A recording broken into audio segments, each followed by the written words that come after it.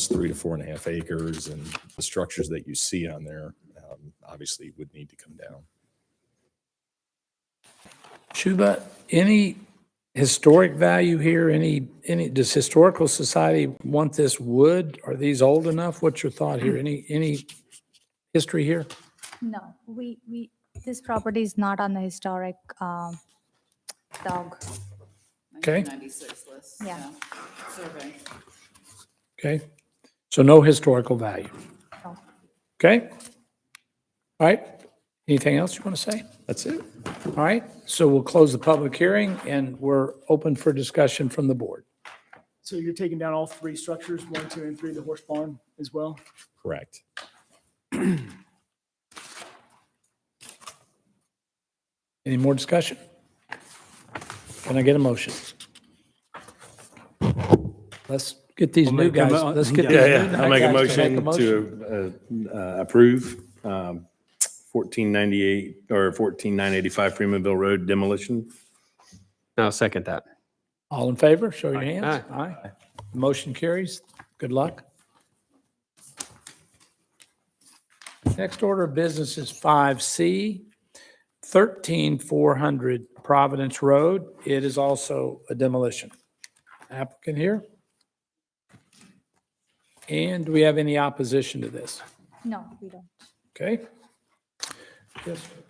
Brad Collins, I was at a 503 Brannian Trail, applying for a demo permit for this house. It's a single family and a barn at the rear of the property.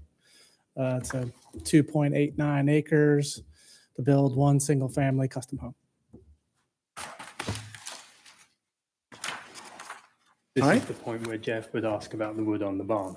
Yeah. Jeff is now president of the Historical It will be all Society. used inside the house. Jeff, You gonna repurpose this? Yes, Yeah. Great. definitely. yeah, we're touchy about our wood Yeah. if it's got any historical value. What we can use out of it, it's a little dilapidated on there, but it's going to take some cleanup. I don't know how much time you put into cleaning up some of it, but it's got some nice wood on it. And Shuba, again, this barn, no historical values, not on any of the No, registers. no, it's not on the register. Okay. Any discussion from the board? No, Can I get a motion? seen the property. I'll make a motion to approve the demo for 13400 Providence Road. I'll second. All in favor? Aye. Motion carries unanimously. Thank you, sir.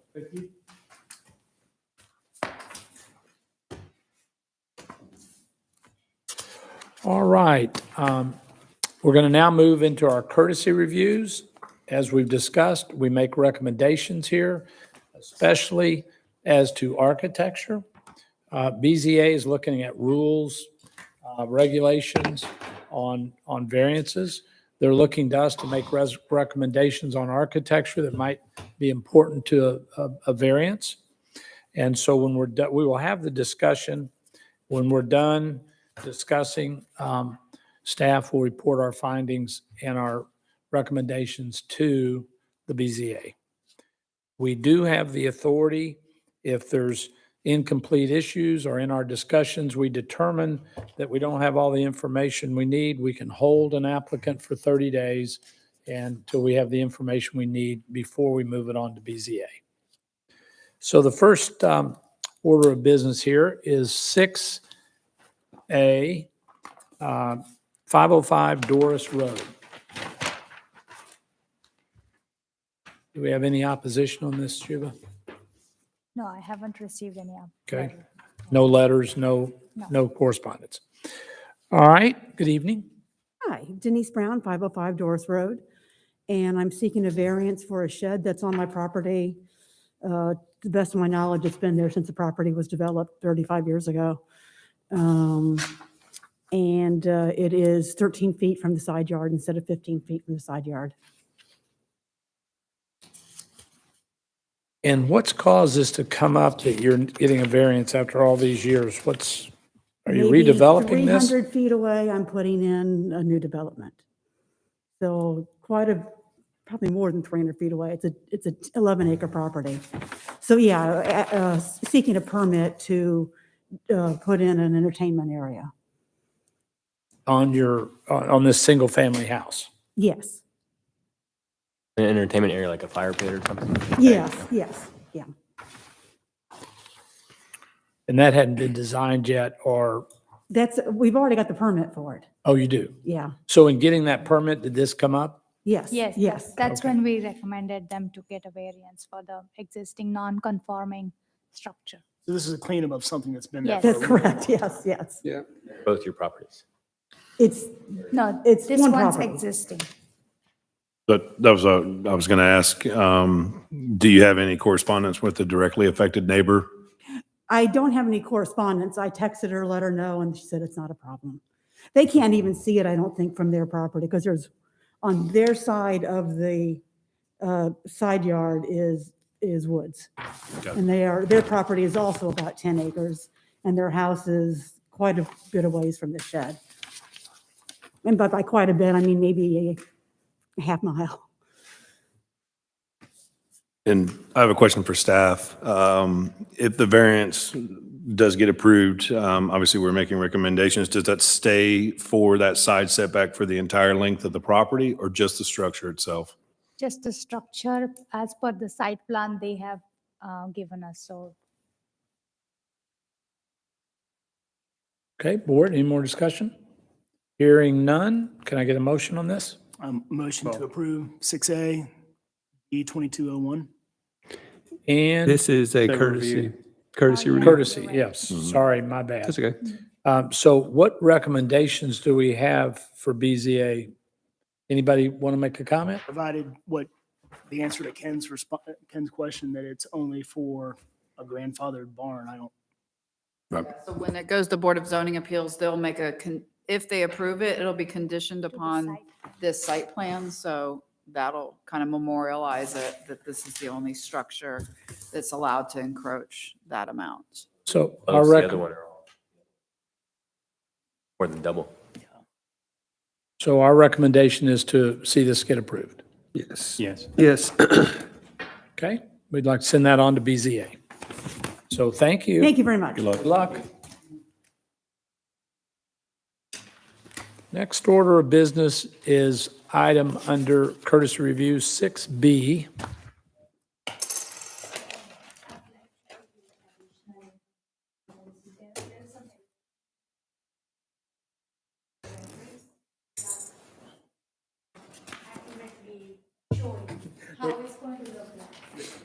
remove the palm trees. Yeah, right? Thank you. I almost wrote a memo to the staff and asked them to call them and see. So this is item 6B, 14225 Birmingham Highway. We've received some additional information here, renderings showing a more appropriate view of this, of the grades and the topo. And so, any opposition on this? No, we haven't received any opposition. No letters, no anything. Okay, no opposition? Yes, sir.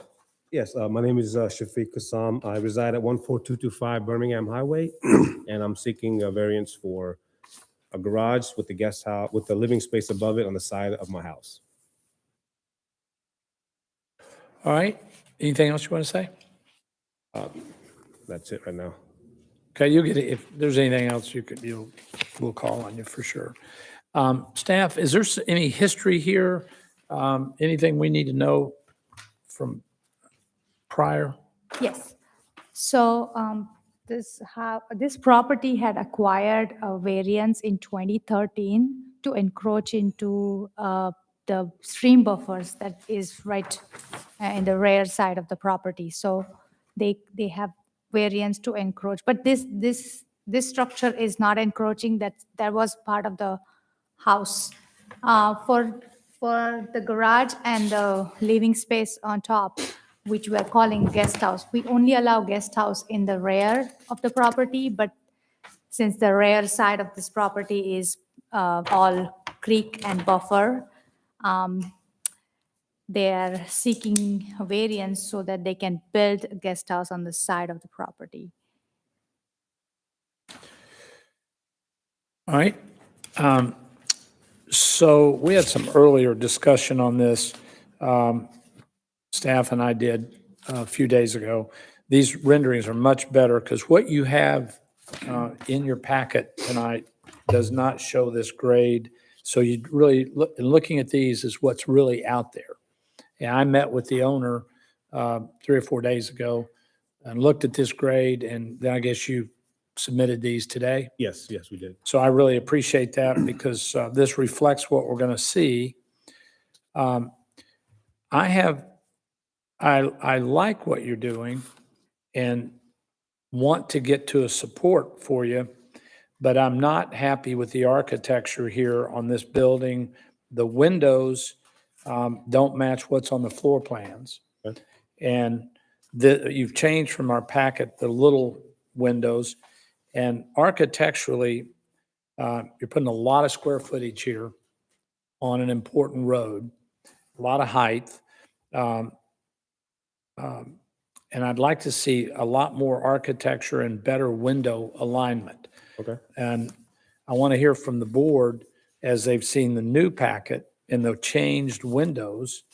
And in a few minutes, I'm only one vote, if I get the board's approval, I would like to ask you to allow us to hold this for 30 days while you go get this architecture closer to what we call the Milton brand and the Milton look, and clean up these windows on 2 sides for sure.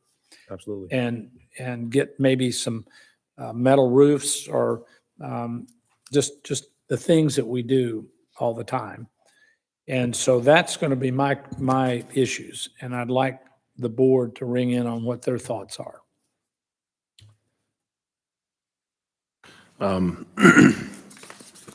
I'll kind of start as, I guess I did have a question. Is this, to me, I guess this would be considered, the packet and everything calls for an apartment area. So in my opinion, this would be an accessory dwelling unit. Is that allowed in the zoning? Correct, yeah. So typically, we would call it a guest house. Many times we have people do a garage and then do an apartment above. So it's permitted so long as it does not exceed 1,500 square feet of heated floor area. And so I'm assuming it does not exceed that. So yes, it is a permitted use as an accessory structure. But Okay. as Shuba said, it needs to be to the rear of the property of the main structure. So that's why the variance is being requested, because it sits to the side. Instead of in the rear. Yep. And so my point, again, is if it's going to go up front and we're going to get to a recommendation for BZA to approve this, we want to see some great architecture up here that is in keeping more with what we would expect on a new building of this size. Again, I'm going to defer to the board here on architecture. I mean, I agree. I think there's something that can be done to dress it up a little bit better than it is.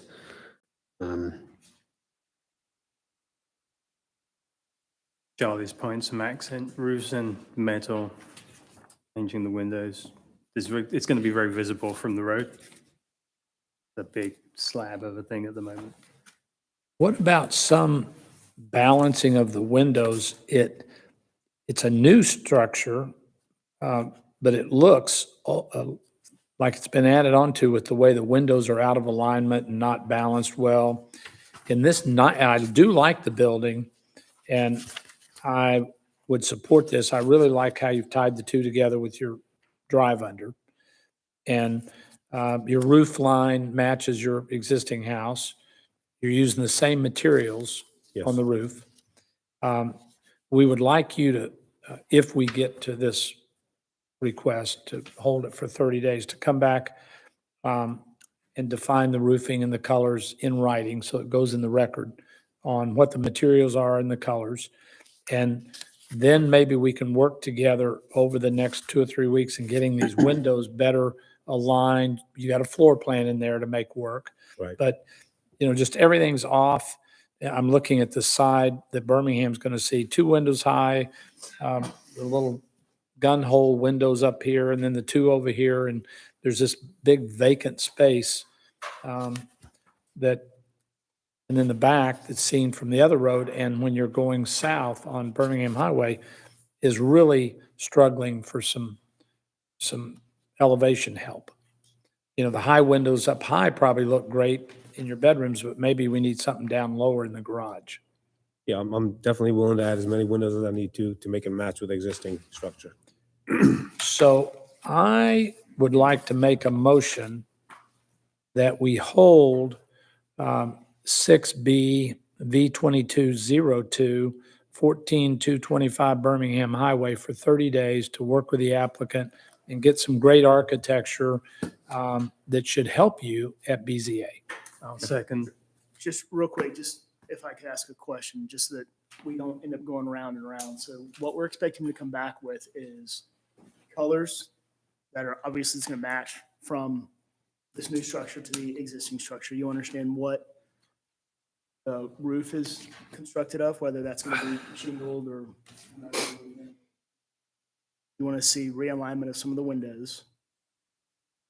And any little architecture that we could get, a little metal roof here and there, over on your side where you're coming out of there. I'm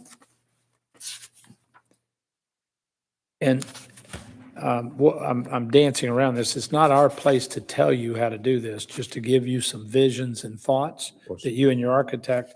But you've got a chance over here on this little porch to maybe get a roof out over that, which would be nicer as you're coming and going. Okay. And that would give us some Milton, maybe a metal roof there over that porch. And If I'm not Charlie, mistaken. is that the existing home? Yeah, that's Okay, so that's showing a kind of facing the wall that's going to be, That's the back of the house, yeah. Right. so this is already there. Yes, Okay. that's the back of the house, yeah. Okay. But Thank you. that's the back of the house, like facing the woods. Yes, yes. for me, I kind of wanted, I kind of share this. What, can we stay with that a minute? Yeah. This porch is on the old house, right? Yes, And it's facing the woods on, and it's existing. correct. Okay, I just wanted to make sure. Mhm. Okay, go ahead. Sorry. Yeah, for me, I'm analytical on reviewing the plans, and your first floor plan shows a door to the rear on the new addition, but your site plan shows essentially that foundation wall sitting, or excuse me, the outside wall of that new structure sitting on a subwall. So it doesn't show a deck steps or a landing or stairs down. If you plan on accessing that, I would suggest that if you're going to do that, to show that, if you in fact are going to put the door on the rear as your first floor plan shows. Well, initially, I was gonna place this structure away from the house. Okay. Which is why the door is there, but now the door is gonna be under the breezeway, right inside between Got the it. two garages, yeah. Okay. This is what will be seen from the street, right? Yes, that's correct. These two sides? Yeah. Yeah, well, you'd see this from the front and then this one Alright. from the kind of the side of the street. To Charlie's point, potentially from across that front side that's faced, that's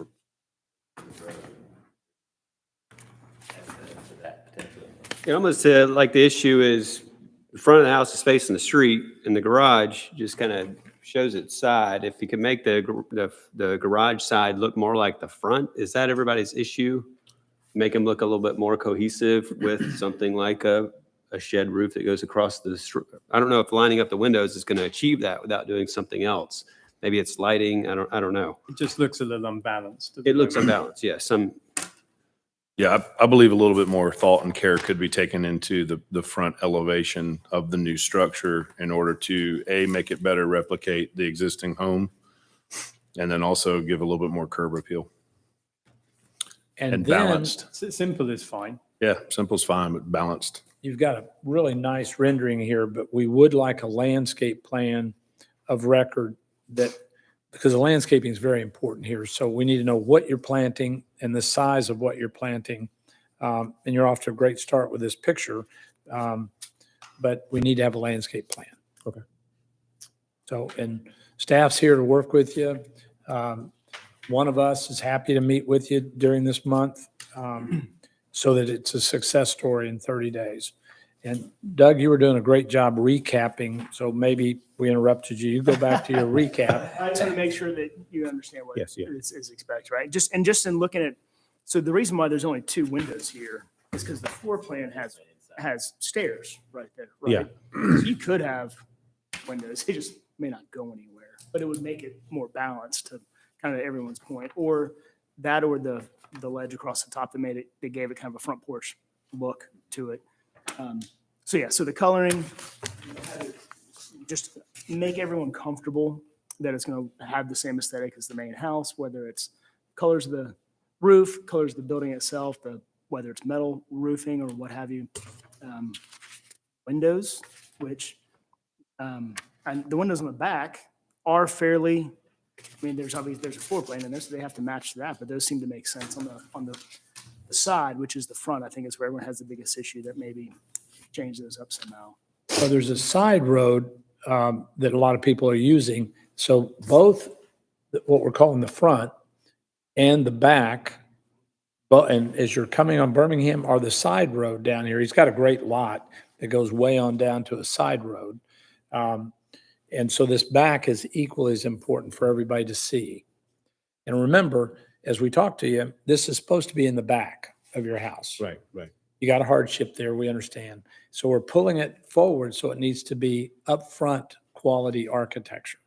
And last, we've been beating around the bush. I'd like to see the floor plan match your exterior, which, as Ken pointed out, it doesn't. Right. And so whatever you show us out here, we want to see that floor plan the same, so they work. So when you come in to get a permit, we've seen the floor plan and the windows, and all this works out as you move forward with constructing it. Okay. All right, so any more discussion? Any more clarification? Then I started a motion. I'm going to make a motion on item 6B, V2202, 14225 Birmingham Highway, that this be held for 30 days until we accomplish all we've discussed tonight. I'll second. You got a second? So everybody's approved? Aye. Yeah. Thank you. We appreciate you working with us. Thank you.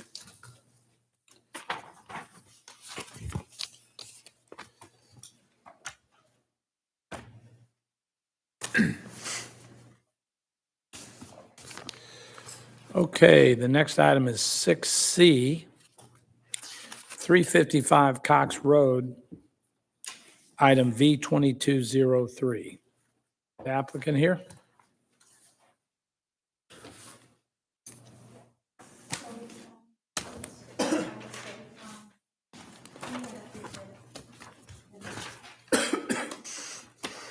So the applicant had updated his site plan, which I forgot to replace in the packet.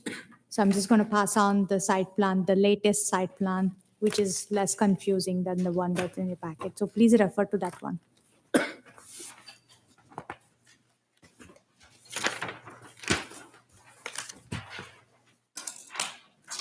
Thanks.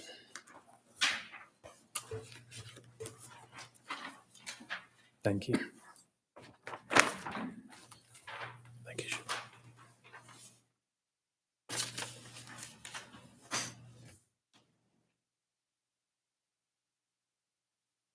All right, tell us the story. Should be any opposition to this? Letters? No, we don't. Okay, no opposition? Hi, I'm Mark Rosenfeld, and I own a Bullseye Properties, and I'm a friend, also personal friend of the owner of this property, Greg and Laura Rout. And it's a really beautiful 80-year-old farmhouse on Cox Road. And in the back of that lot, we believe the garage went up about the same time, around 1960, and it encroaches the back setback. There is a strip of land that has been kind of attached to this property, so as it's been bought and sold, that strip of land follows that property, and we're in the process right now of adding that strip of land to the main lot. Minor plat revision. So what we intend to do, right now, once that back strip's on and everything's fine, we are 3.1 feet encroaching into the rear setback. So what we intend to do is finish out the interior of this building, make a rec room, kind of a kitchenette, bar, entertaining area, exercise room, things like that. We don't intend on extending the envelope. We're going to maintain the siding that's there. We do intend on replacing the roof with a metal roof that matches the farmhouse now. We're going to add exterior doors and windows to the sides of that building, but the front elevation won't change at all.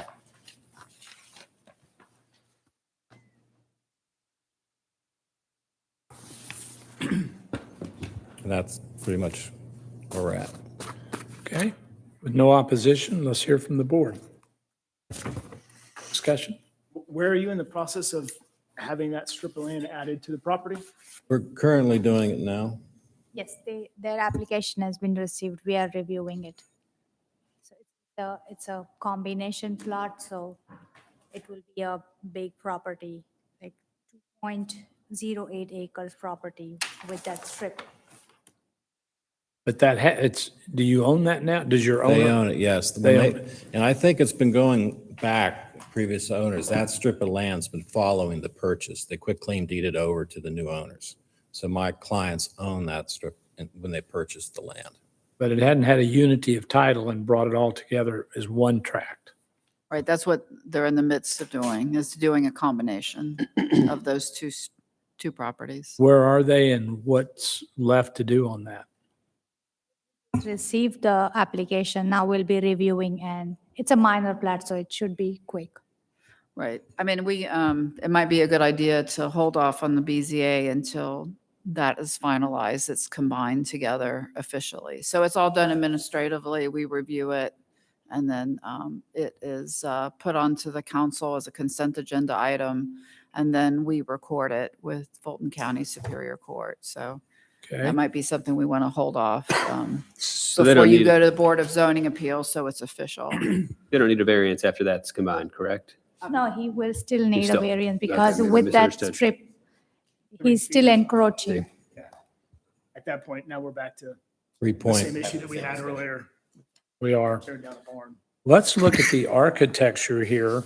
The building is going from a long time ago shed garage.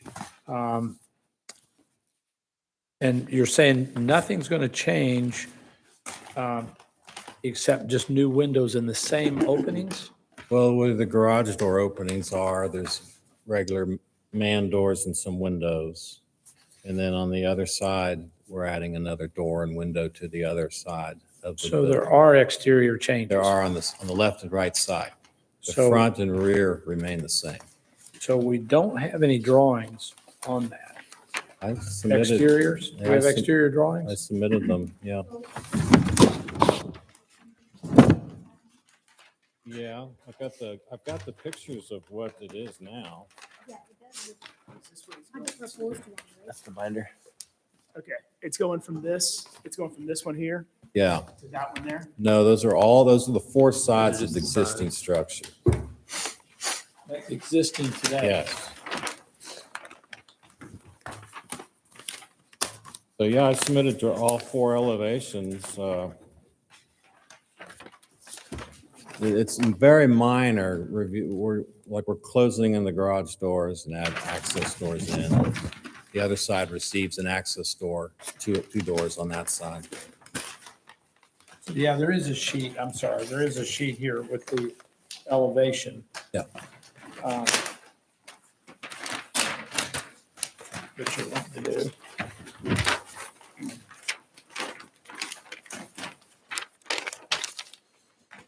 And just as we discussed this, I've been out here last week. It's really a cute lot. This is upgrading, improving, spending money, raising the tax base. So I'm all for this. I just want to get this tied down architecturally.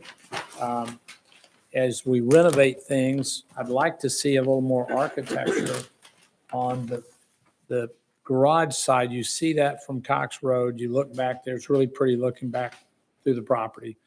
And I'd like to see some roofing over those doors. And again, what we see in new construction in Milton, and enhance this. It'll be nicer for the owner with a little porch there and a roof. And there's just some, love that you're putting the new metal roof on it. Right. We don't have anything here that defines on these plans that it will match the existing building. And we I just think need I put that in my letter that I wrote. It's things that we're going to match the existing building. probably rather have that on the plans rather than a Okay. letter. And so that we can file these plans and have them. Have you got a permit on this yet? No, it's been a process. It's between the septic tank and everything. We've been working on this for like 6 months, trying to get the start going.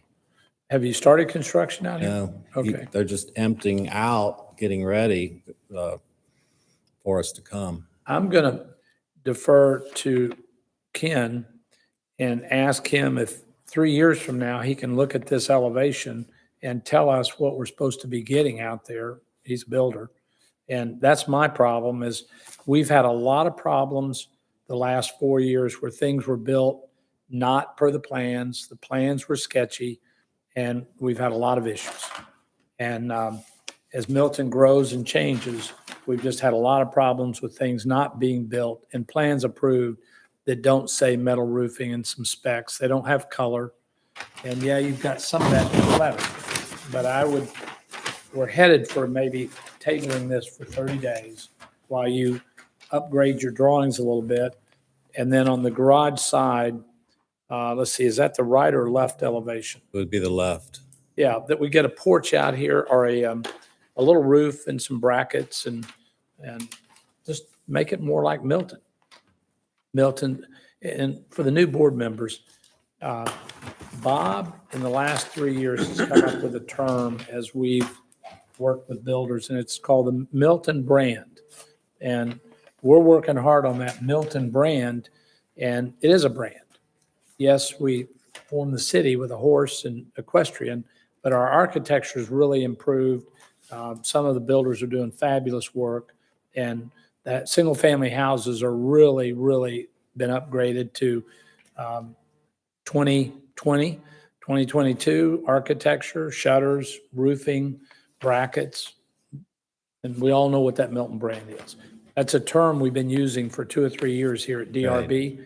It needs to be more Milton Brand 2018 and where we've been the last 4 or 5 years and where we're trying to go with everything. I understand it is a garage in the back of the property too. But it's about to not be a garage anymore. You're going to get a permit. We want to upgrade anything that, if you want to leave it as a garage, we don't have anything to say. But the minute you start making it into a pool house, which is what these drawings call it, it becomes a pool house, it becomes a living space, it's no longer a garage. We want to bring it up to living space and up to new construction. Protect your adjacent neighbors, enhance your value, enhance the streetscape, and the street scene. Okay. Discussion? I have a question for staff. Would these plans, obviously I know that there's a lot that has to go through with the replat, the configuration and all that stuff. So I think our recommendation to your point is that the plans really don't kind of show us, are not sufficient for us to be able to kind of look at it and say, hey, this is acceptable. Are these plans as drawn, this is to staff, would these be accepted as building plans for an interior renovation? No, okay. Could you say that louder into the record? So this is just for variance application. Yep. This is not a building permit, so we would need better plans and elevations for building permit application. But I think Ken's point is, at some point, to go get a building permit, he's going to have to do this. Yeah, I can understand not going so far ahead of the curve and spending all that money to get true architectural plans. But to your point is, I mean, even something as simple as these drawings, just doing kind of like a covered little porch over those doors. I don't think it would take much. Obviously, it's going to be an improvement what you're looking to do. I understand that from what's existing. That's really my recommendation on that is to just spruce it up a little bit more.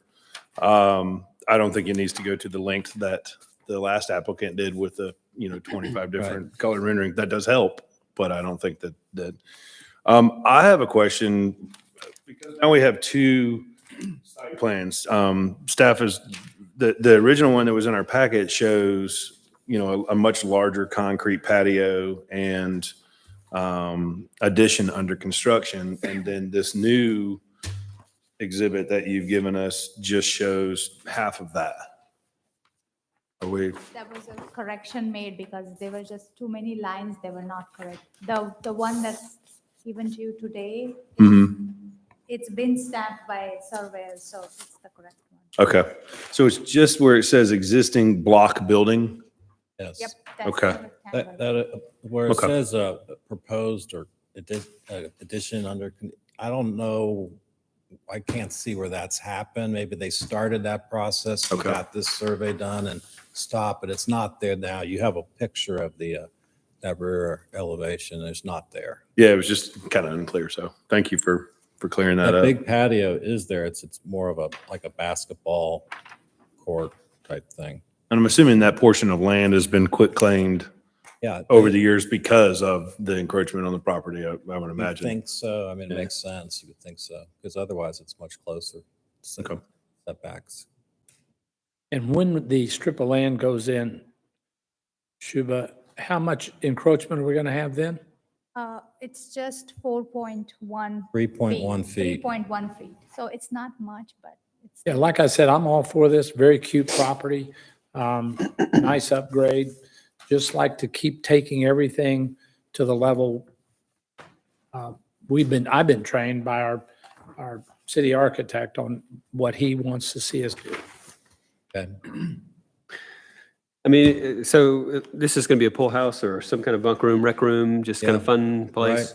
It seems like you can do something really fun here. Maybe some roll-up doors in the front and the back, or maybe some barn doors to close off the front. I mean, we see these places like the vet clinics are famous for The having. poolside is getting collapsible doors with the bar top there to Okay. serve drinks and thing.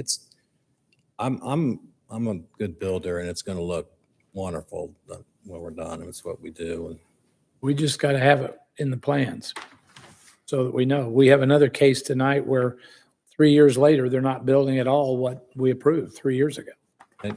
So I'm going to ask one of the board members here to make a motion and as Doug did, better define what we're asking you to do and what we might see in a month. If that's our agreement, we're going to do that. So can one of you recap and make a motion? Actually, I have one more question. I'm sorry. Sure. All the questions you want. Did we say earlier that an ADU could have no more than 1,500 finished square feet? Right, so that's for a living space. So this is just a regular accessory structure. My understanding is nobody's going to be living in it, correct, sir? there's like a guest area on the second floor. I'm sorry, I can't hear you. What? Guest area on the second floor. So there is a second floor, okay. It's rare, we decided that it's a rare. It's in the rear, and then there is a living space on the second floor. Yes. Okay, so yeah, so long as it doesn't exceed 1,500 square feet, that's fine. But a normal, just FYI, if it was just a pool house or something that didn't have habitable space, it just has to be a smaller size than the primary residence, so. But it's just for what we call technically a guest house, but many times it's an apartment above a garage or like this, so. So this being 1,770 feet is okay? But so long as, that's the total square footage, right? First and second. Yeah. Yeah, that's first and second. Yeah, right. Yeah.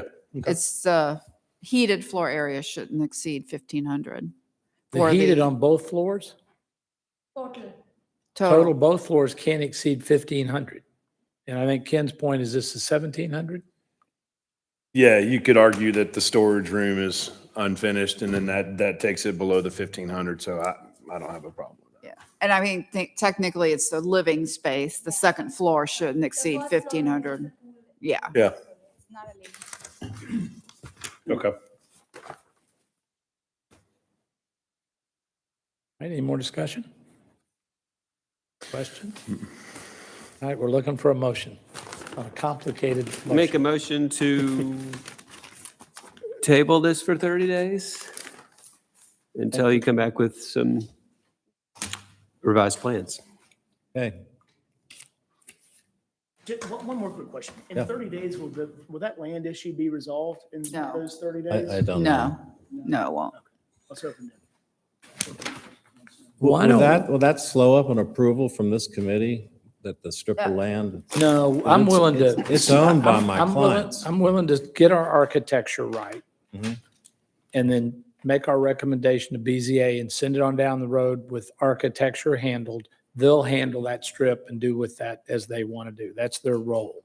Okay. And they'll either hold it or they'll approve it without the strip. That's their venue to deal with, not ours. All right. Thanks. We're holding it for architecture and the things we've discussed with you. And Right. details, right? Yeah. You want to see more details on the plan itself, not just in the letter.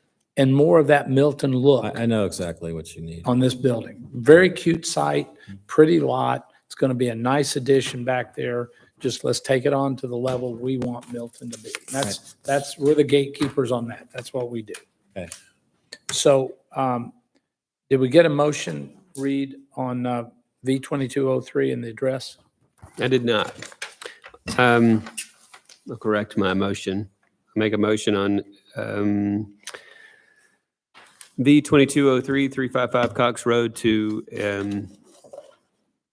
delay this 30 days and come back with better plans. Okay, all in favor? Aye. Thank you. Appreciate you working with us. Right. And we'll look forward to seeing all this next month. Okay, thanks.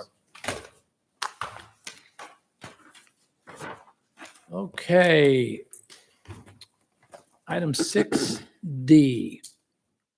1310, rolling, what is that? Drive, Milton, Georgia. Applicants here? Yes, sir. Do we have any opposition? No opposition written or here. Yes, sir. Hi, my name's Rick McDermott, Alka Blue Pools of Atlanta. I have the next two on the list, so I'll be here for just a minute. The first one at 1310 Rolling Links, we're requesting a variance to go from 25% impervious to 28 impervious to accommodate the space for the swimming pool and pool deck. Minimal pool deck. Pool itself is a size that's pretty much standard for the neighborhood. I've built several, and it's in the White Columns neighborhood in the gated area. Built several in there, and they're all right around this same size, so it does fit for the the architecture of the home and the balance of the property and so forth. And that's what we're asking for, is for that variance.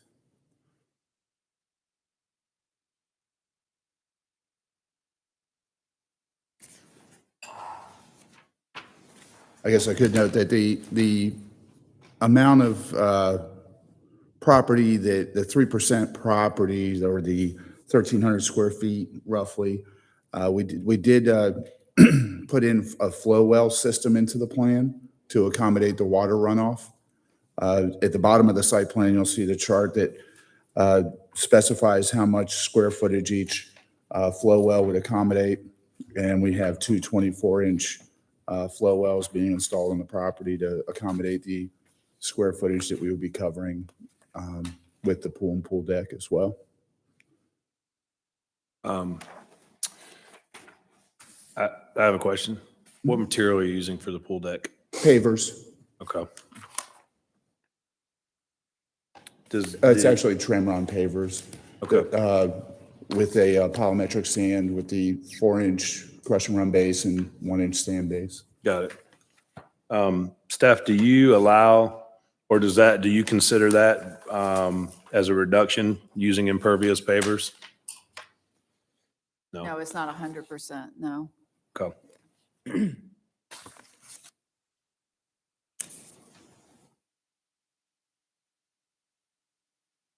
Just a secondary note, I guess, is that we've already gone through the neighborhood association and have those approvals and have letters from all the neighbors, adjoining neighbors and members of the homeowners association board that they're okay with it as well, which should be in the packet.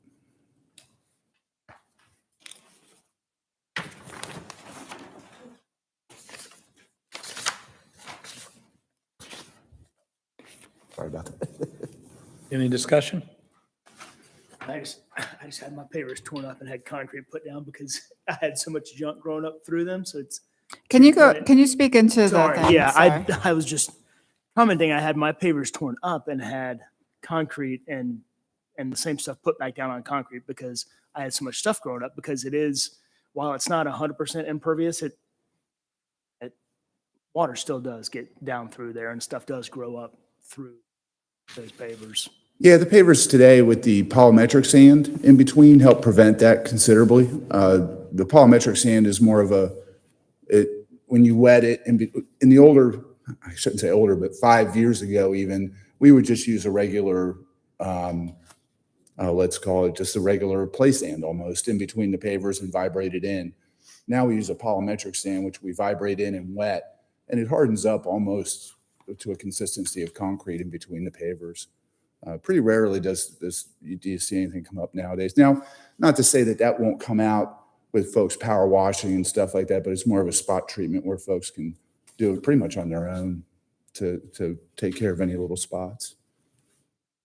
So it also does allow minimal water to run through that too. So that's why my question about, do they count that as impervious? So even though we are looking at an increase in coverage, it's still, there should be an account for a little bit of water filtration going through there.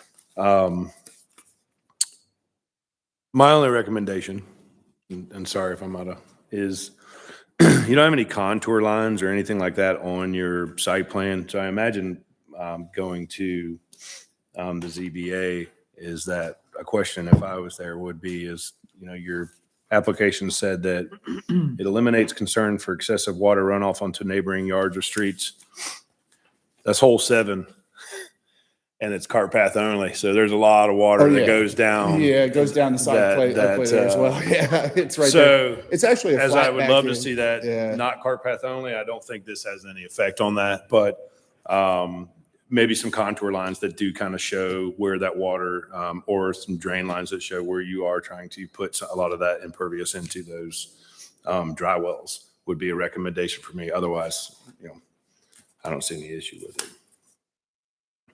Yeah, it's a flat backyard. And I'm not quite sure what it is that they did previously, but it's something I noticed in the back corner where it does meet up with the golf course there, where you have your undisturbed buffer area there that goes up against the golf course.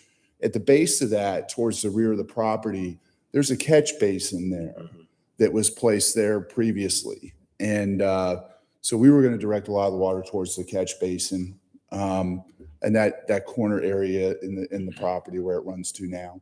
So we weren't going to disrupt it at all. The flow well system was really just to help mitigate any excessive runoff from the pool deck area. Got it. So we don't create whitewater canyon effect or anything of that nature. They're going to replant some trees right there for some privacy. They cut some down. I was actually out there playing and I saw that they had cut a bunch of trees down in the process, and I called Phil, the owner, and he said, yeah, we went through a little bit of a rough time with that. But I would imagine because without those trees that were there previously, they have very little privacy from that tee box to their backyard.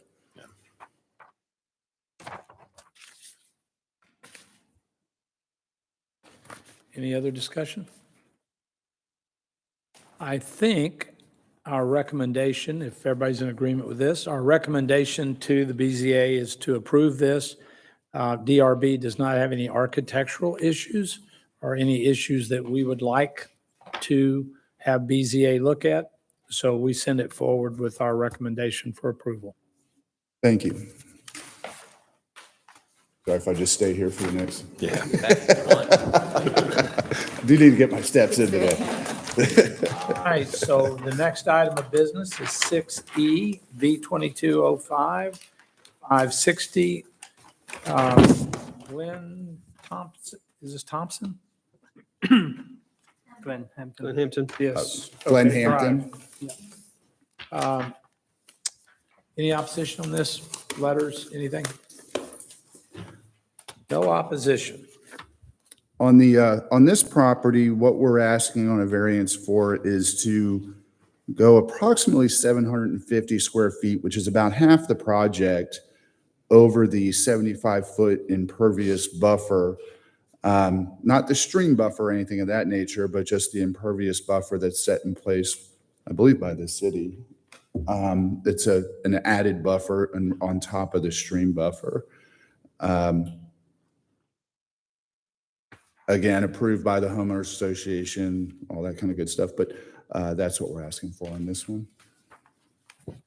So they're looking for a variance because you're into the 75-foot buffer. That is a legal buffer. Correct. Yeah, oh, absolutely, it's a legal buffer. That's, So yeah. it's actually not a buffer, it's a non-impervious setback. So Right, there doesn't need to be vegetation, it just has to be pervious area. And Sorry. again, we have a flow well system in there as well to accommodate the additional, actually the entire project is 1,500 square feet. I have a flow well system to accommodate the entire 1,500 square feet versus just the 750 feet that we're asking for, 750 to 800 square feet that we're asking for into that buffer. Okay, what's the board's discussion? Or setback, I should say. Sorry.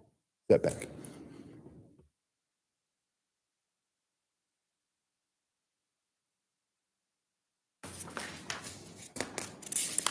You've got contour lines on this one. Yes, because it's not flat. Yeah. Sorry about that. There you go. It does have a slope towards the creek. So you're requesting just encroachment into that 25-foot buffer? Is that really? Yeah, Not buffer impervious, setback. Yeah. That's correct, sir. Okay. I'm sure we're all aware of it, but we're aware that there's a 25-foot state waters buffer, then there's a 50-foot buffer, and then the next 25 feet, as Robin said, is impervious. Correct. And you're wanting to put pavers in the impervious buffer. That's correct, sir. To the pervious. I know it's. You know about the it's buffers? Oxymoron, it's a non-impervious, it's kind of silly, but the goal is to be pervious. But that They're addition- putting in non-pervious by putting in the decking for the pool, so, as well as some of the pool too. And it's I guess the only other point is we're only at 17% lot coverage on this, a total of 17% lot coverage. And I believe that this one does carry that 25% as well. So we're considerably less even with the project as well, as far as the total lot is concerned. We're not hearing any more discussion. I think we're probably all inclined to do this. Anybody, more questions, any issues? No. Mr. Just Vice for Chairman? clarification, just from my understanding, so that initial 25 feet you said is at a state level, and then the Correct, next closest to the 25 creek is the bed. county, and then Milton puts the additional. And additional 75-foot line. It's a setback. The 50-foot is a buffer. It has to be a vegetative, undisturbed vegetative buffer. But after that, another 25-foot setback to have the whole area to be pervious and not to grade in that area, not to put any structures in that area, but they are proposing a structure. And this is pretty much Metro, North Metro for sure. Everybody adopted all this 15 years ago. And 25 is the state on either side of the creek. And then the next, and that's a no touch, no equipment, Yeah. nothing. Definitely. And then the next 25 feet, and then the next 25, making it 75, is impervious. So you get absorption, runoff, that kind of thing. But Mr. Vice Chairman, you want to make a motion here? Yeah, well, do we make a motion here? No, I'm sorry, you're right. Why don't you do the recommendation? Yeah, well, Yeah, I don't really see any big issue here. Yeah, I think our recommendation would be that would be fine.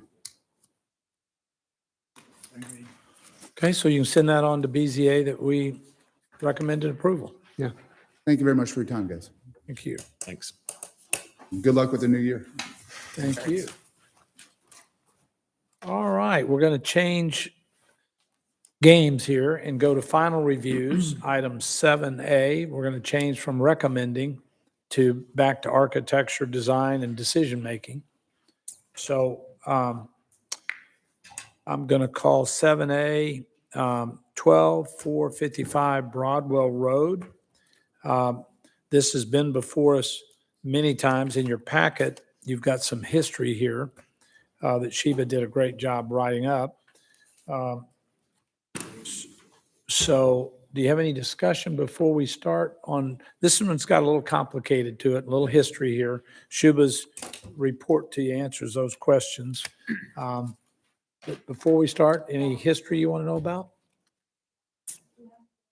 Yeah, you explained a little bit to me and I read it. Everybody ready to roll? No, yeah. Yep.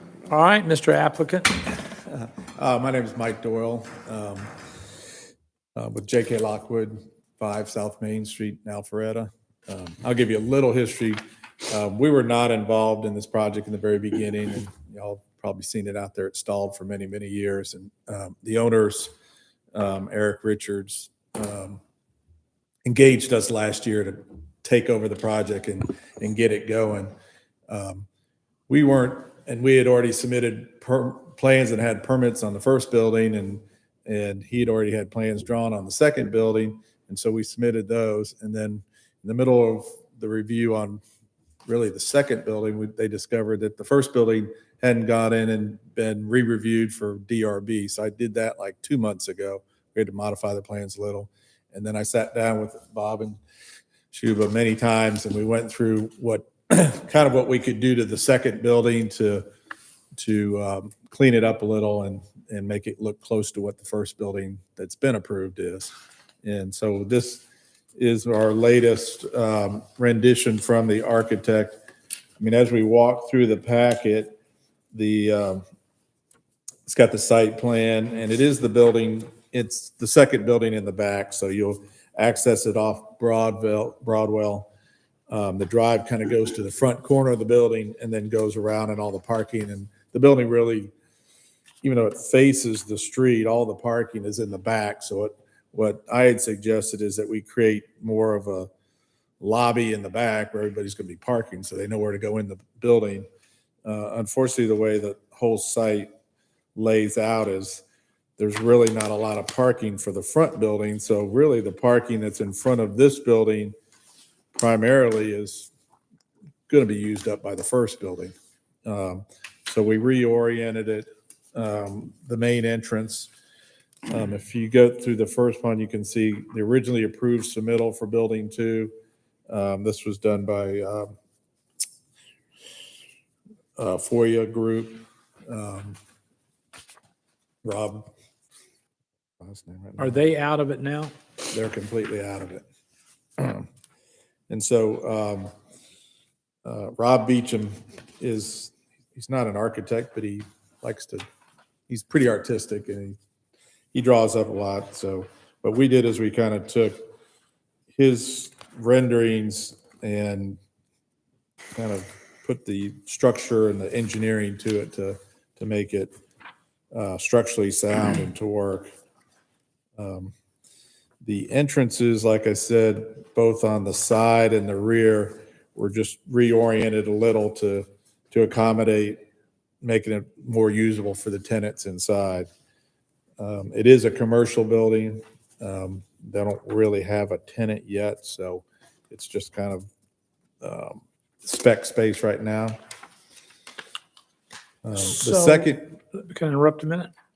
Yes. So we can catch up here. Everybody's got, this one's complicated. A lot of pictures, a lot of plans. This is complicated. And I do have some renderings I'm going to show you that were just got done this afternoon, which will help look at it from the outside a little. I've got a little history to catch up. We're going to catch up on a little history so we're in sync with where you are. Okay. And this is a great study or example of where we were 4 or 5 years ago. Developers came in, pretty pictures. He is creative. He talks real fast. And in that era, and I was just coming on the board 4 years ago, those things were getting approved, and there was nothing in the drawings. We're all going to struggle with asking people to spend money up front before they get our approvals. And they hate doing that, but we have at least, I won't bore you with 10 cases where all we end up doing 2 or 3 years later is modifying what we did 3 years earlier.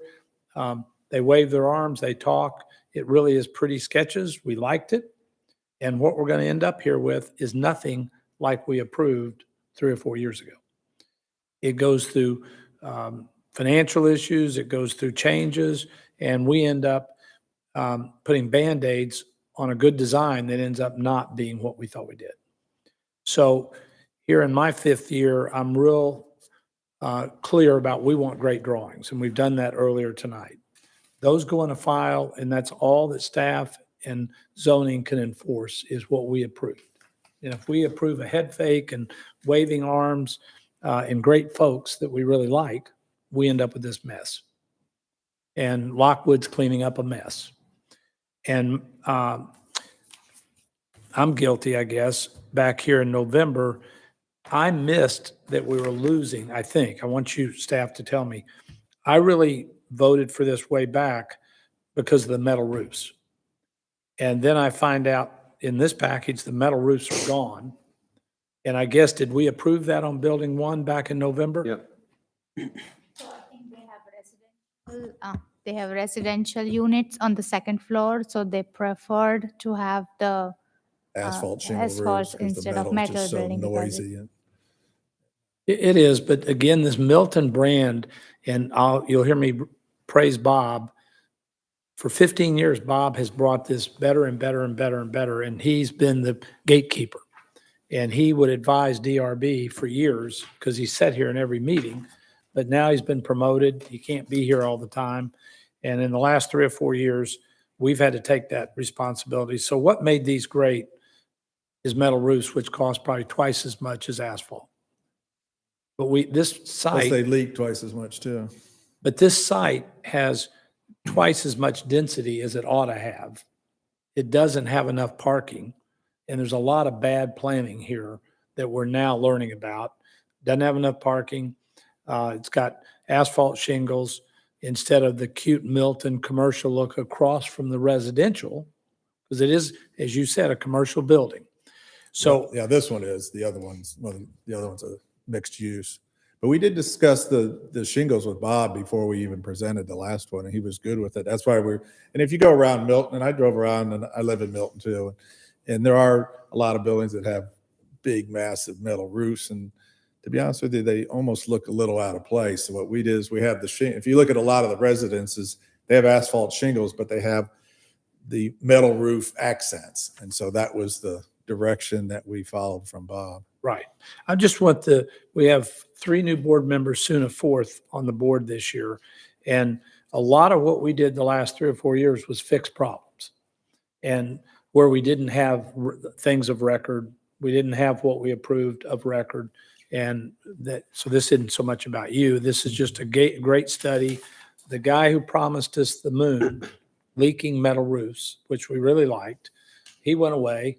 The metal roofs have gone away, and everything we got approved 3 or 4 years ago went away with him gone and you all cleaning up the property. Well, I mean, but the building's got the same character. It's the same footprint. It does, and I don't really want to spar with you on all this, but many of the windows are going away. The height here's changed. The double transom have changed. A lot of great architecture is gone in your revisions. Mhm. So there are a lot of changes. And we're losing a lot of the things that made this great. It's still going to be good, but it won't be what we got. My point is great drawings and not hand waving and promises going forward. We had 2 of those cases earlier tonight where we need better drawings. Now, you can take back over if the board hadn't seen it, these, using your term, these little metal roof accents, you've gone to asphalt, but you've also taken away those little metal roof accents that you say is all over Milton. Well, And remember, I love you guys and you're a they're great over, so here's why, contractor. and I have just enough architecture background to be a little dangerous, but you've got an overhang and you're putting a canopy over a window. It's, I'm a form files function type guy. We put canopies over the doors, but why would you put a canopy Here's over where a we're window going. that's underneath an overhang? Here's where we're going from you being a general contractor to now being the design review board. I personally like these little, and you said all over Milton, you'll see these little metal roofs. And I love that you said that Right. because you've taken them away. When you cut your cost, I'm a contractor too, you cut your cost 50% by getting rid of our metal roof and going to asphalt in November. And I just want that to be clear that that's happening. And if it's the board's pleasure to let that happen without the metal roofs over the windows, which is what we approved. What two of the neighbors over there have called and said, is this going to end up terrible? We didn't love what this was way back when it was zoned, but we went along with what got approved 3 or 4 years ago. And it's changing, and it's been sitting here empty for a couple of years. What's going to happen across the street from us? And that's the community concerned. So those overhangs over the windows were really just on those 3 windows. Yeah, just on the front. And I'll show you and a couple of things that we found out with Rob's drawings. The reason that we brought the transoms down is because the transoms were in the structure line of the second floor. So we even, first building, we framed it, and we really don't have enough space above the windows to get structure. Architecturally, structurally, that's what I had to clean up. So here's a couple renderings. I apologize, we just got these done today. Oh, it's on the front and the left. Yeah, the little windows are on more than just, Yeah, it's the front and the he left. said just the front, but they're on more than just the front. Yep. So here's how as you drive in the property, this is what you would see now. Accurately, you can see where to put a can. Kept the same height as the building and everything. Got his canopies.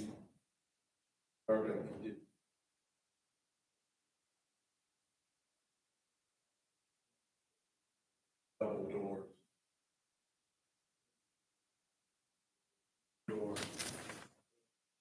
Come down from the back where the parking lot is.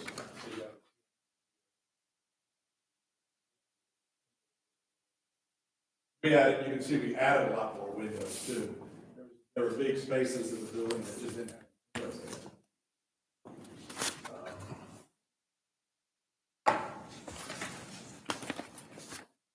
it. And everybody on the board's got their, what was approved and then what he's wanting to do. So you're adding windows and you're making some of them bigger too, because some of them were just those little windows, looks like. Well, we combined the transoms. They are separate windows and nobody kind of cuts it off like that. Mm-hmm. All transom. And that was because we tried to keep as much openings, but we had to lower it down to keep it out of the roof structure and the floor structure.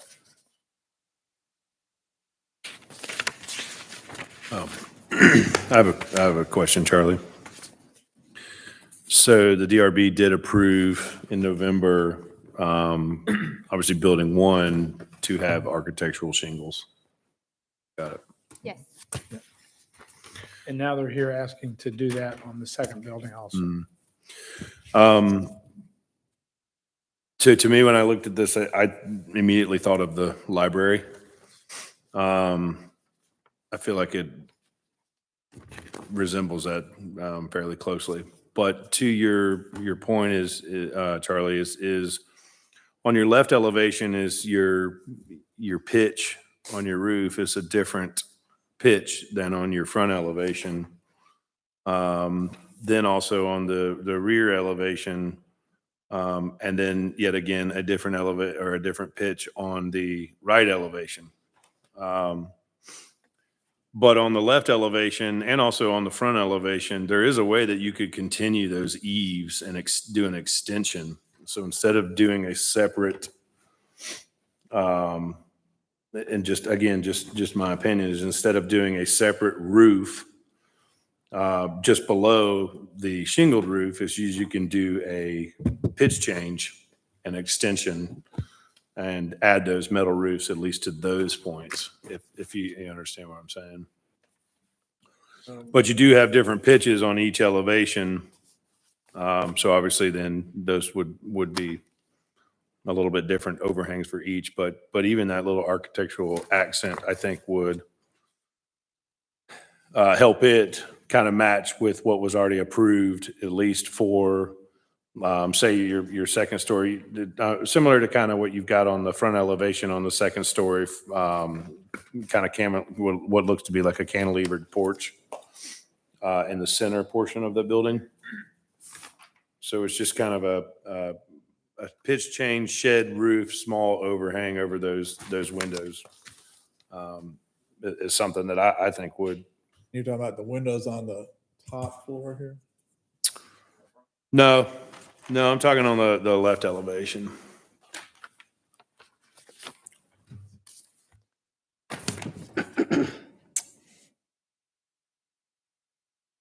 No. I don't think you'd be able to do that in that middle between those two gables. I don't think you'd be able to extend that roof. But to Charlie's point is instead of having the small little, you've got plenty of room to elevate that. Well, yeah, we're gonna, on the double doors, we're gonna add canopy all the way Yeah, across got it. the windows. Okay. Just on the two double doors, so that would be down at the bottom. Mhm. Is it on Milton Brand to marry those two structures over the door at the front of the left and front elevation? It's already kind of covered on your drawings there.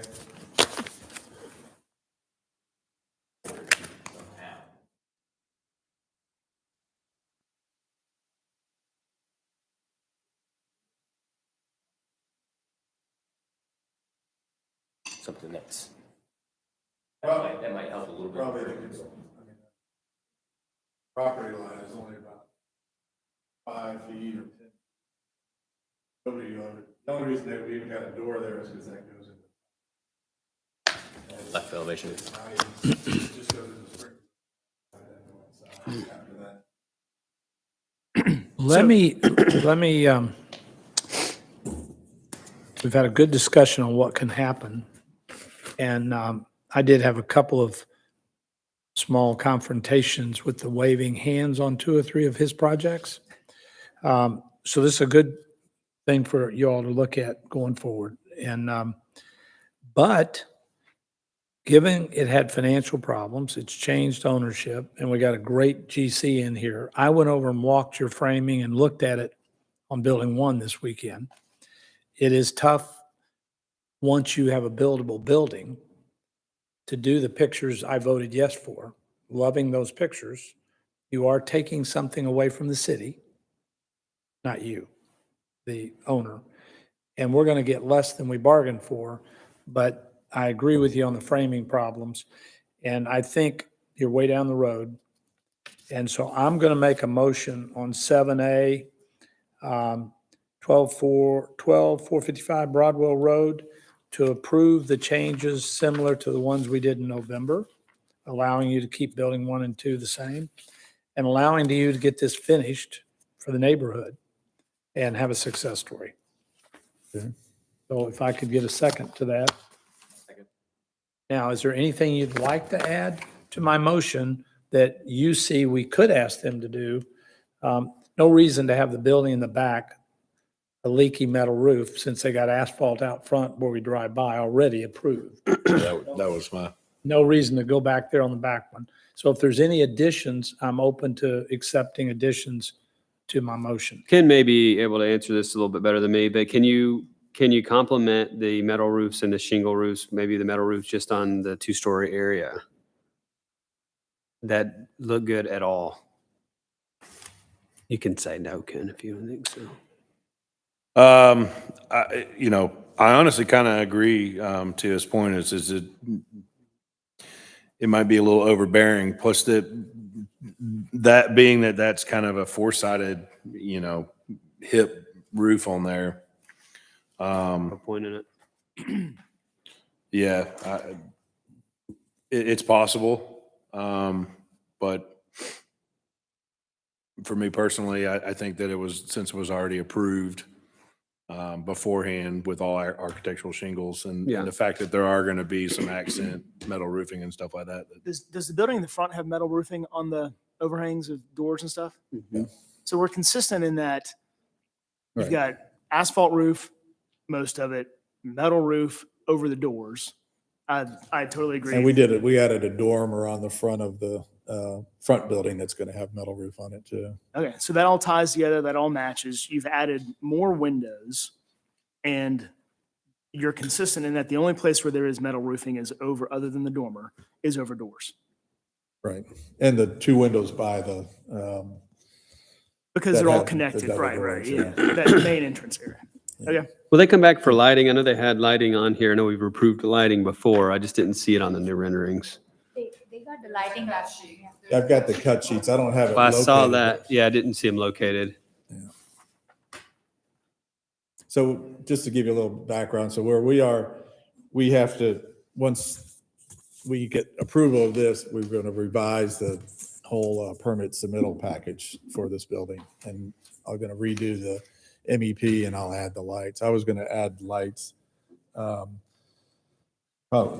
one that we looked at, I was looking at adding the lights underneath the canopy so that they came down and they shined over the door. A lot of cute lights would be Milton lights. I've got the cut sheet in there and that was the same light that was originally approved by Ron. All right. We like our light fixtures and more than less.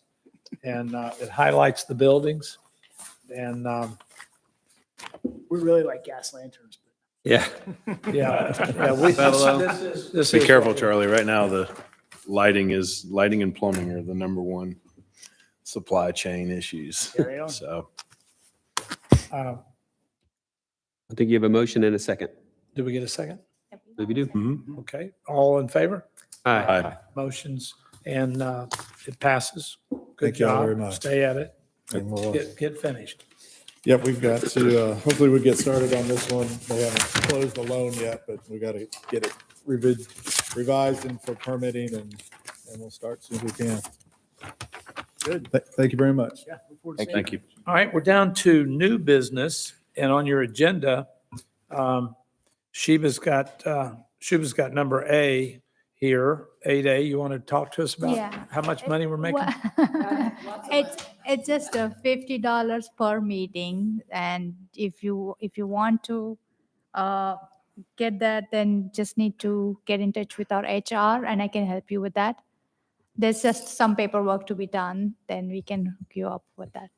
I know Reed and I mentioned it 4 years ago about, can we give ours to a charity? We haven't ever drawn any, and so we've got 50 times 3 or 4 years, and what, can that I've go never gotten somewhere? that. Yeah, surely that It's went been somewhere. accruing somewhere, I'm Yeah. sure. I'm sure of it. Well, lost that. yeah, You actually already paid all that in taxes. So. No, I never got it. It was supposed to go to a charity, or we were going to do something with It it. did happen, yeah, Well, right? I mean, that's part of the paperwork is Yeah. that each month it has to be accounted.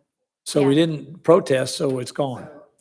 Oh, well, if you're not going to give it to anybody, give it to me. To the city's benefit, yes, to the city's benefit. Oh, we gave it back to the city. Okay. There you go. All right, so you can apply and get your $50 a meeting if you choose to, right? All right, so just let Shuba know. Yeah, And This HR requires you to fill out some paperwork before it can start giving you money. I know, it's a lot of paperwork, so. We have enough of that. That was a surprise. I didn't realize that it comes with it. Yeah, you get $50. So, Right. No. anyway, 8B, So we we really want to give you a comprehensive training with other boards, how to, I mean, you've already got it pretty much, like how to make motions and things like that. But in addition to that, we would like to give you training on the form-based codes and all the zoning ordinances for the setbacks and stuff, so that you are pros, just like BZA. So we're not asking on the fly like we were tonight. I think the board did great. There's a lot of them. This is some of the best discussion we've had in a couple of years. This Yep. was good. So do you have any date in mind, or you are open to? Why don't we, Do it like after the main meeting. Before. We have a light agenda. I don't know Right, what right. next month's gonna be like, but why don't we suggest we get out past next meeting and let them get okay. oriented here for 2 months. They'll know more when you train somebody. And then they'll be thinking next month, we can discuss it as old business next month on the right time. Probably after this is a bit late. Maybe we do a weekday at 3:00 or something, late in the day, whatever the board's pleasure We is. talked about a walkabout too, just to get on the same page. You guys are going to see a lot of stuff come Yeah. We're in gonna this, do in the that. downtown area. It would be nice to get. Weather gets better. I think that's like a tour of different areas. That is under 9A, site visits and walkabouts. There you go. So we'll move to 9A. Training, we'll talk about next month. Let's think about the time the board thinks it's best to do that. By this time of evening, we all got things we need to get home to do, so I'm kind of anti after the meeting. You're ready to go home too. As far as how to conduct a meeting, a lot of us have been to city council meetings, or like, I mean, we did this in my fraternity when I was in college. So like the procedural stuff, I think is one thing. I think the walkabout and doing kind of some of the zoning and architectural questions and Q&A kind of on the fly would probably be more beneficial to me anyway. Yeah, we And- will add visuals to it. That is. I think that'd be good. And that's what Reed and I have been talking about for 4 or 5 months that we've never done in the previous 4 years. So it's been our desire, and he and I have talked about it a lot privately, and we do want that to be something we work on. And I think we have to advertise it, that we're going to do that, because when we do something as a board, it has to be advertised. Yeah, so we will also learn about Open Meetings Act. So every time more than 4 members get together. You have we a quorum. Separate training that'll be advertised. So what I'd like you to work on is a couple of sessions, and I agree with Doug that we all know how to do this, and they did great tonight. So we want to do the walkabout, and I'm going to have some discussion here on something else in a minute, and some tours and discussion about the Milton Brand. Really like to have Bob there. Bob's an awesome speaker. Just this stuff just comes out. He's very spontaneous with ideas, and you need to get a big dose of Bob. He's very inspiring. And so go ahead and plan this walkabout. And I would wonder if we couldn't plan it for 2 hours, advertise it, and do it 2 hours before our standard meeting. So if we met at 3, 4, 5, had a 30-minute break, and then 6 o'clock meeting, we could do it on the same day we have a meeting, is what I thought. Now I'm open, whatever the board wants to do. But there's a lot to see, so I'm going to roll into some old business. I just had a quick question. So we keep talking about like the Milton way and what Milton is. Are there specifics written Yes. down as far as architect? why we I'm just curious if that's something that maybe this board is We wanna bring- charged with actually trying to come up and have specific definitions or examples. Right, so there's a lot of, and both mostly crabapple form-based code, it's very specific with architecture. I understand on the Right, form-based and kind, then, but Deerfield is not quite as specific, and then with the rural view shed, there are, if it's a non-residential building, which to be honest, we don't do a lot of non-residential buildings in the rural Milton overlay, which is everything outside of the form-based code and outside of Birmingham Crossroads. So, but there is a section that refers to oftentimes that it should be consistent with X, which is a portion of the rural Milton overlay. So we'll send that to you just so Because I you tried read looking it. for it to see if I could find some sort of, Right. So the problem with the rural Milton overlay is that for residential architecture, we don't have specific regulations like we do in Crabapple, but there's a section that we will send to you, so you'll get the gist of it. It's supposed to be consistent with X, Y, Z. It should be like A, B, C. Recommended architecture. Yeah, so it's PB. not specific regulations, but it's like what Charlie was The guidance. referring to as the Milton Way. I guess it's Yeah, just yeah. a way to say it's the Milton Way. So we'll send that out to you this week. So you can just read through it. Which I'm going to say is really, those documents you're going to read is where they were 15 years ago. Right. The Milton Brand and the Way is really Bob working with people to get builders to upgrade very poor plans. And as 15 years has passed, Bob's magic and talent, he keeps building on what he's done in the past. It is really Bob's vision that has made Milton great, I think. And so Bob's vision and the doors you mentioned a while ago, a lot of those are Bob's ideas and him finding the decorating of these buildings. Because really, this farmhouse look is pretty inexpensive construction. relatively. Yeah. And it's really decorated. All this siding is half as much money as brick. And so a lot of our look is equestrian, is 1880 forward, early Fulton County, the barns, the shed roofs, the low look, the dormers. A lot of that is just old architecture that was all over the South that Milton loved early on because it was inexpensive. And as we talk, a lot of it is about what Bob's done. As you drive about, your subdivision, Lake Haven, has some great design shutters, different stuff in them. We see lots of great houses that have been built with this look. And a lot of our commercial is taking the single family look. And so our commercial wants to look more single family and more residential. And other than in the Crabapple overlay where we got these big buildings. But still, Bob has done his magic in his helping these developers get approval. And then DRB was where he held court for 15 years and sat there, and if we drifted off, he put us right back on point. And as he left, he has said to me, make sure our Milton brand and our Milton look gets continued, because I'm busy. And so that's what we've done the last 2 or 3 years. And so now I've got a little bit of old business to do. And Laura called me today, our former chair, and said, hey, there's 2 or 3 old businesses you need to make sure that gets done. And so I'd like to cover those. One, she reminded me that on the gas station, we approved that subject to Reed and I going over there and seeing those revised drawings, because we've got a situation just like the last case where there's a whole lot of changes that need to be made, and we want real drawings.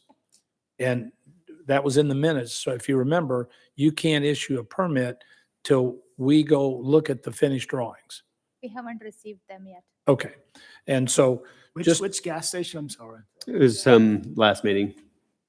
it's over. Oh, Where which is, gas station? Yeah. yeah, where is it? It's on, On It's Arnold on Mill. Arnold Mill, Arnold It's Mill, in front of the Kroger over that way. right at the end Chadwick. of Milton. Chadwick's, in front of Chadwick's Okay. landfill. and Done. I think the board did a great job. I actually met with Bob, Robin, and Shuba before that meeting, and we really did a lot of work on the drawings to get them to the Milton brand. And so, and the owner was gracious enough to agree to everything, but he is supposed to do those working drawings before he gets a permit. And we want to see those drawings redone. And it's a gas station. Business office. in an office building and a little gazebo out there that Bob dreamed up that would look good between them. Again, keeping that residential look.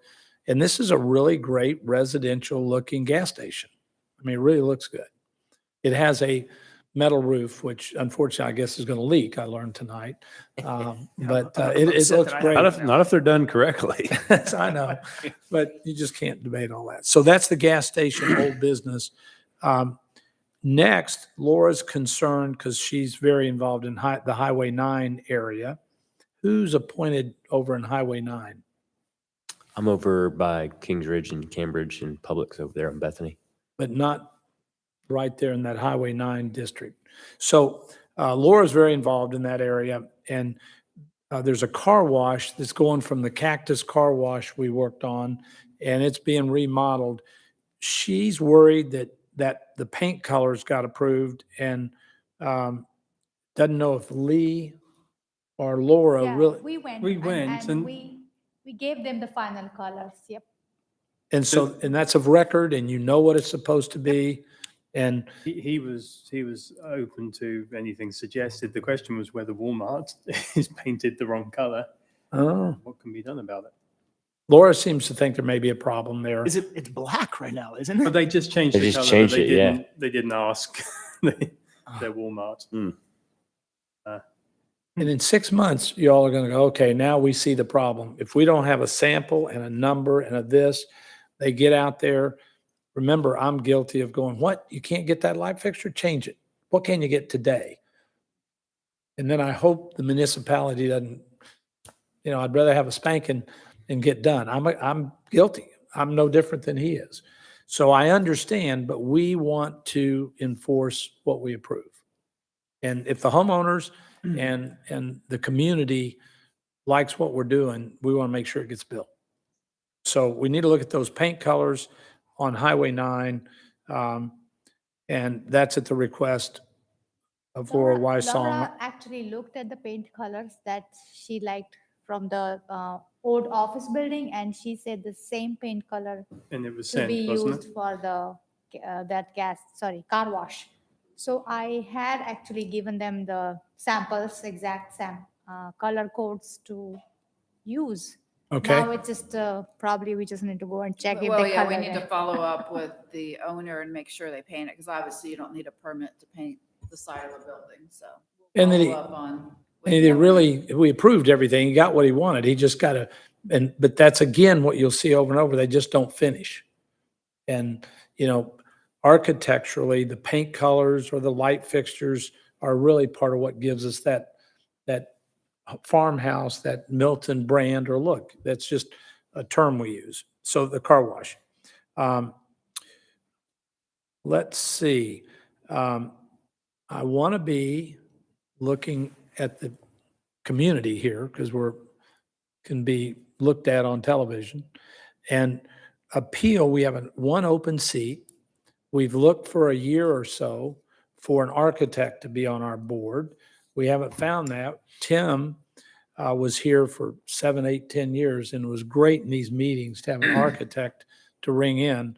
So we are looking for this open seat, a possible appointee that would be an architect. We've talked to a lot of people, but they're all busy and don't have time to serve. But if you know of anybody that's an architect that might want to be on DRB, we would love to find one and fill the open seat we have. So I wanted to let the world know that, the public. And I think other than planning our walks, and in the last discussion of a walk, the first year I was here, there were a lot of surprises and things happened suddenly with a man, an applicant speaking to us. And there wasn't a lot of, for me, thought a year ahead of time. I want you to think about Mayfield between the corner at Milton's and down to the library. That is going to come before us this year. And what is going to happen there? There's a house that used to be Tim Bryan's office that's now empty. There's the florist, 2 guys on a great business there, and they love their building. And then there's a dilapidated house that's being allowed demolition by neglect, and that is a legal term, demolition by neglect, and it's getting worse. It's come before us and asked for a demolition permit. It was the mood of the board at that time to deny that and want to see that renovated to fit in with Milton's and the buildings on the corner and some of our history right through there. And we all love Milton's. So think about that section. It is now in the hands of a developer, and they're going to want to tear those down. I think they've come before us with that. And one of the things I would like us to do this year is to be thinking ahead about where we know, and if you all know something, we ought to know that this is coming. There's going to be a lot. I think part of our walks should be Highway 9. We're going to see a whole lot of activity the next 2 years at Highway 9 in Deerfield. A lot of opportunity to upgrade old Fulton County, to create the Milton look and brand over there, to improve those buildings while helping those owners. And Bob's working on that a lot. It's going to come before you. And so as you're driving Milton's Deerfield area, be thinking about what you'd like to see different or improved on. There'll be a lot of variances over there, and there'll be a lot of architecture and some tear downs and new construction. So this year, Highway 9 and Mayfield are going to be lightning rods for a lot of change. And on Mayfield, do we do 4-story buildings like one side of the street? What's the board's pleasure on what you my theory is we all work for the council, and the council works for the citizens. The citizens elected the council appointed us, and that's the chain of command. And so we're carrying out what the citizens want. What do the citizens really want to see on Mayfield and on Highway 9? And that's going to be our venue to deal with. That are going to be, we have our demos, we have our little stuff, but that's going to be the big issues where we help do what Bob's done 15 years in these other boards, and that's decide what Milton's going to look like in these areas 30 years from now. So that's, I think, a walk or a team meeting advertised. The public can join us. What should be happening there, and what do we want to see, and how's it going to complement what's across the street and our library? We, on the corner of Milton and Charlotte, those are 1-story buildings. Reed really wanted 2-story buildings. I agreed with him that 2-story would have looked prettier. That's down in a hole. And they're going to be 1-story, which we weren't really happy about, but they're medical buildings. And that's what that owner wanted to build. And so we're going to have 1-story, 5 feet down in a hole right there. Then a really beautiful library. What's going to happen the rest of the way? I do have a question to that. Is so if the developer came in and said, I wanted to tear down those 3 single-family homes and not build commercial, that's commercial, or is that currently residential zoned? So that all is form-based code, so it could be Okay. mixed use, it could be residential, it could be commercial, it could be. But if someone came in and said we wanted to build 5 single-family homes, then we could only act on the demolition, correct? I'm just asking. Correct. Curious. If they were Okay. detached, it wouldn't come before you. Okay. But that land's, they're paying Yeah, so it's too much. expensive. But It's going to be big. And this board, we do a lot of just pretty low-level stuff. A lot of things aren't that big, but this is going to be a big part of what we make decisions on. The gas station was a big decision, and several other things will come to us that are much bigger than other things. And I just want you to be aware of where a big change is coming the next couple of years. Is there a discussion about that side of Mayfield when on the other side, that bigger building was built? Yes. You're speaking of the northwest corner of the roundabout? So the 3 buildings he's talking about across the street from Milton's over to the library. Was there a discussion of what one day that would look like when you were building a bigger building across the street? We don't really have control over it. So I think that's what Charlie's speaking to. How do we want to see that that south side to be developed. I mean, we have the form-based code. We have like, if you want to build on it, these are the parameters you have to go by. But we don't really have control over who's going to actually do it. Right. I was just wondering if it came up in the discussion when it was approved to build the taller building. So let's make, excuse me. Gave them certain height, so. They went for the height. So in that area, the maximum is 3 stories, but it doesn't include the basement and it only goes up to the eave. So you can have another, so those buildings on the north side appear to be taller than 3 stories, but that's still per code. So no, it's a free market. So that property owner wanted to maximize his square footage. So that's what it was. I So think it's- to answer Doug's question, there was no discussion what No. might happen across the street No. because Tim had been a tenant in one building for a long time, and that owner wanted to have a rental building in those little historic buildings. The florist guys own their building. They bought it, and they really have a wonderful retail business there. If that got torn down, you put a retail store there, it wouldn't be as cute as the florist they have. So they like what they have.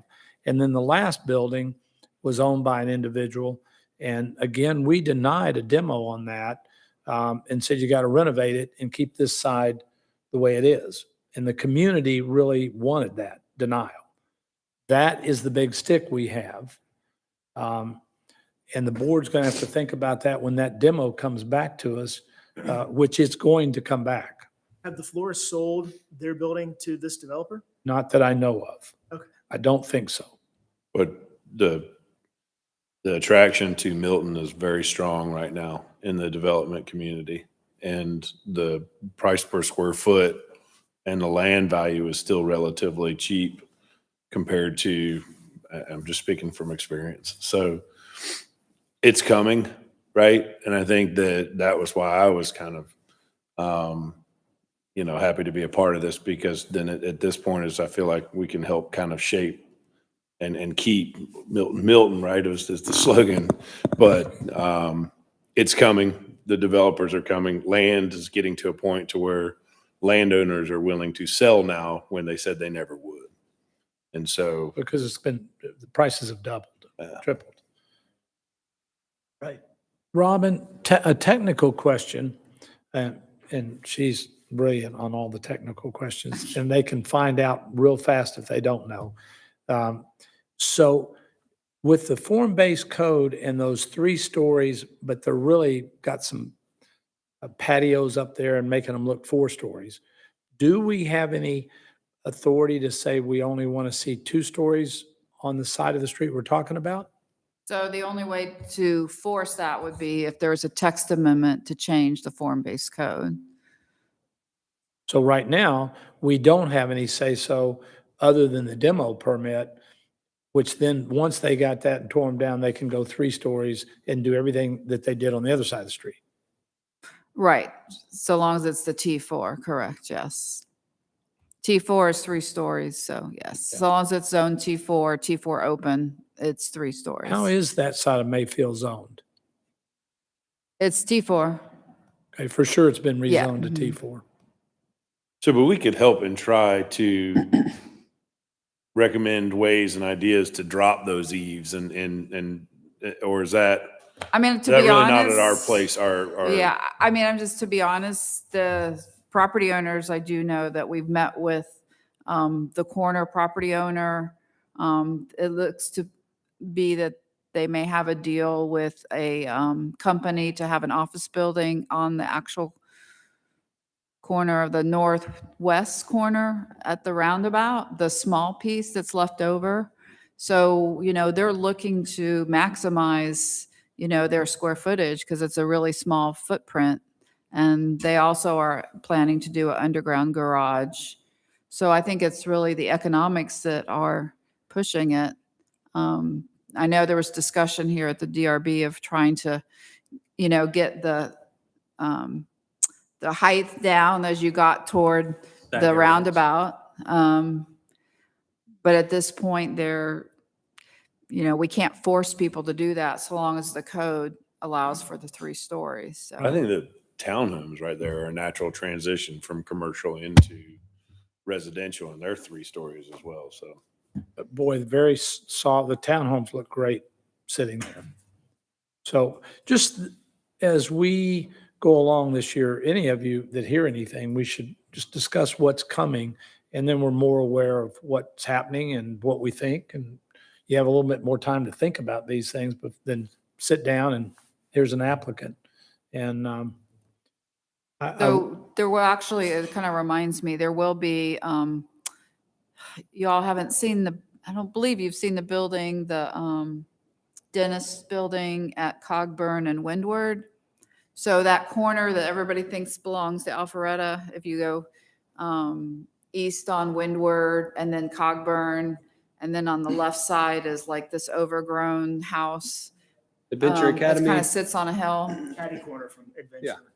So that, they have their land disturbance, that you'll be seeing their land disturbance permit soon. And then their architectural, Bob's been working with, it's a dentist who owns the property. So you'll be seeing the building. So again, it's a situation where their density is way up here and they're only building here. I mean, in the sense of what their capacity is. So sometimes, like here in Crabapple, they're really trying to get as much square footage as possible. Other than that medical building, I guess it's something about medical buildings. They just want what they want and they don't care how much density they have. Although this particular dentist is doing another building for, more of an investment, but he's still underutilizing that piece of property. But we can't force them to build more density, because obviously we would love that for our tax base, because we only, for the new members, just to let you know, we have like 2% of our land is commercial tax base. We have very, very little land in general that we derive revenue from a commercial standpoint.